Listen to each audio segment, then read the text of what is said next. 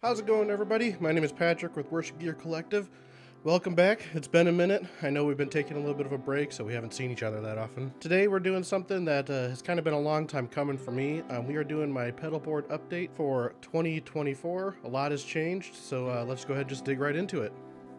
Alright, so here we are. Here is my new board for 2024.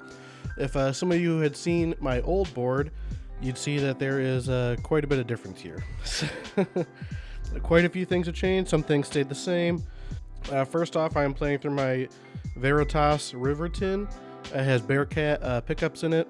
This thing sounds great. I love it. Running through a lava coil cable into my Temple X4 mod. Right from there, I'm going into the very first new thing on my board, which is the Bondi Squish Az compressor. This thing is really cool. I love it. I had the Jackson Audio Bloom version 2 on here before. That was also great. But when I made the switch to a couple of other different pedals, I decided I wanted something just a little different. So something a little bit more clean, a little bit, I don't want to use that buzzword of transparent, but let's just, use that for lack of a better word. It doesn't color the sound quite as much. So let's just go ahead and start with that really quick. And I use this as an always on, so this is just kind of part of my clean sound along with like delay and reverb. That's also part of my clean sound. So let's just hear what that sounds like.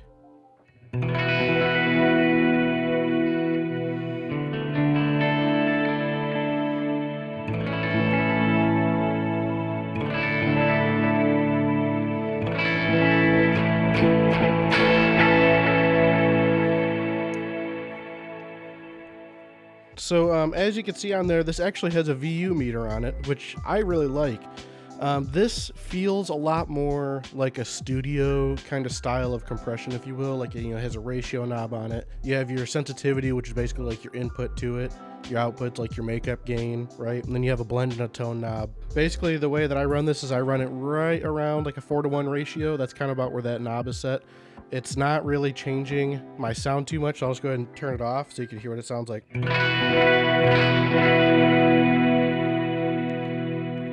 right, and here's on.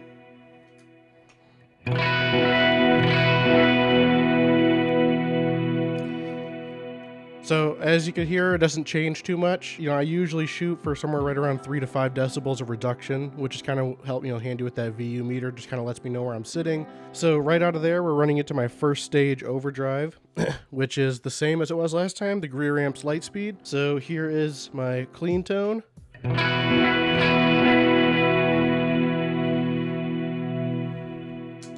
right, and here's the Lightspeed.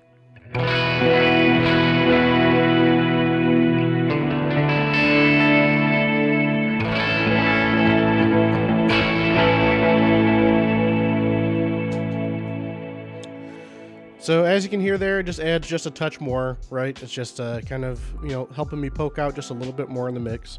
So I love this thing. As of right now, it's not going anywhere. It feels great, and I love having it on the board.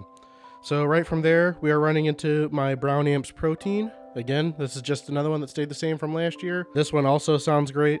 As many of you know, this is like one of my favorite drives, so I love using it. So I'll just go ahead and show you my clean tone again, and then I'll turn on the Protein.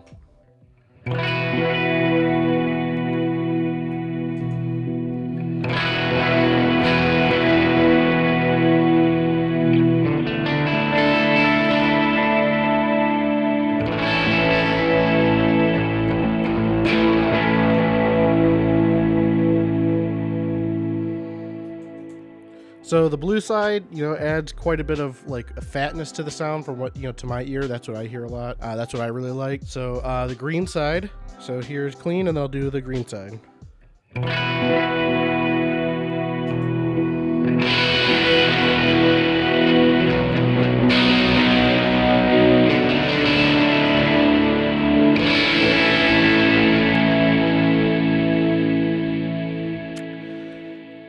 So quite a bit of extra gain there. I love that. To me, it has quite a lot of versatility. I can use it in big rhythm sections. I can use it in big leads, and it sounds great. So I'll go ahead and stack those together so you get what they sound like together.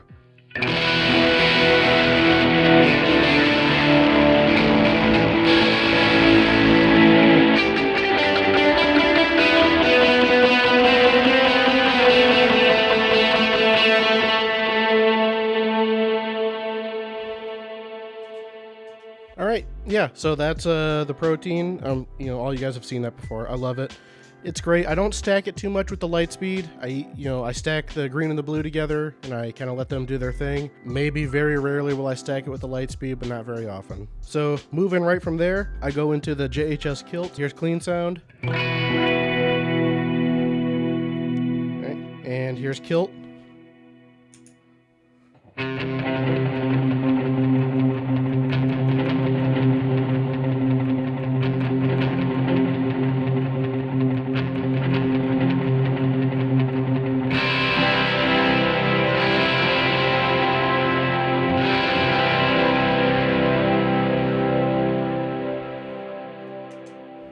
Just a nice, really fat sound to it. It's killer for pretty much any of the Bethel stuff that we play.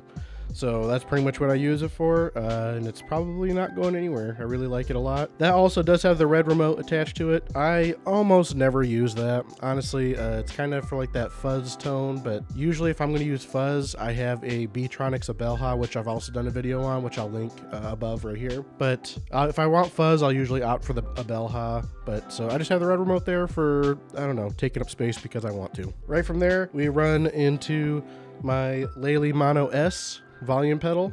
This thing is great. I think in the last video I did of this, I had the Ernie Ball VP tuner. I really like this Lely a lot better though. The sweep feels better and there's no string or anything like that, so I don't have to worry about anything breaking. Super solid, has a really nice sweep to it, so it's great for swells, which I rarely do swells, but let's just say I do. My Canvas tuner runs out of the tuner out, or basically of the direct out kind of the Lely, so it has its own separate output, and that's where I put it in the chain, so that's awesome too. Out of the Lely, I am running into the Electro Harmonix Nanopog. This is super new. Right there in that spot before, I used to have the Walrus Audio Juliana. I noticed I ended up using my H9 a lot for anything modulation, and I was also using it for octave stuff too, so the times when I wanted to do like a chorus and an octave at the same time, I would use the Juliana for that, and then I'd use the octave in the H9. But the octave tracking in the Pog is just a lot better, and I honestly like the octave sound in the Pog quite a lot better, so that's kind of where I opted for that. Here's kind of what that sounds like just dry.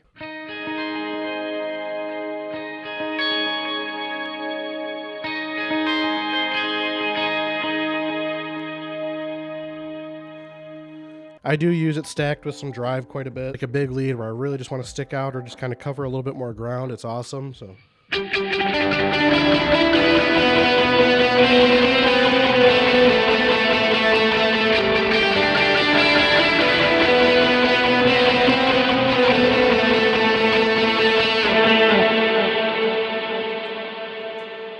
So yeah, it's great. I like it a lot. Right from there, I'm running out of that into my Eventide H9, which was on my board from the last time. This thing is like my catch-all pedal. I use it for trem, I use it for chorus, use it for, pretty much anything weird that I can think of. The H9 kind of does it all. Here's just a quick little chorus sound of it, so if you guys want to hear that.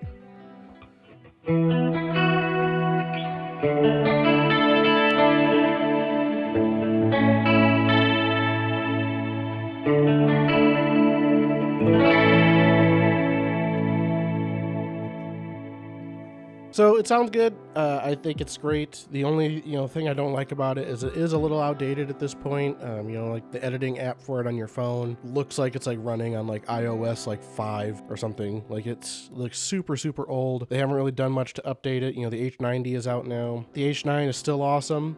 Everything on it sounds great. It's just a little bit trickier to work with because of how old the app is, right? So right from there, I'm running into my Strymon Timeline. Everybody knows this pedal. Yeah, I mean, you've been hearing it this entire time, so it sounds great. And then I run right from there into the Strymon Big Sky, not the MX. I don't plan on getting the MX. Maybe someday I'll get it. Right from there, I run out into 2 more new pedals. A lot of you guys have seen these before. There's a lot of hype going around about these, and I can tell you the hype is real. These are the new Tone X1s by IK Multimedia. These things are ridiculous.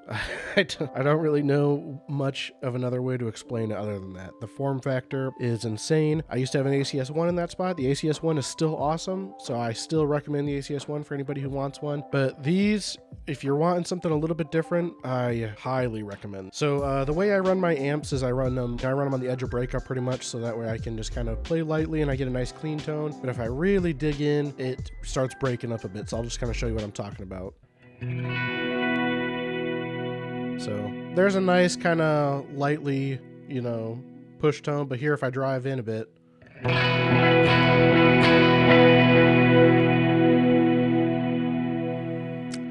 it just kind of breaks up a bit, which I really like that. And then I use my drives to kind of add flavor to that, as opposed to having my drives do all of the work for me. The amps that I'm running in these are actually the Tone Factor amps. I have the ProSonic, which is great. I love that. And then a new one for me, which I have just fallen in love with, is the Benson Chimera. That's what I'm running on the other one. They both just sound awesome. I love the way they sound paired together. There's a ton of people out there who are making some awesome stuff, and I definitely plan on buying some of that stuff at some point, like Tone Shepherd and all of them. They're making some great stuff, so you should check all of them out too.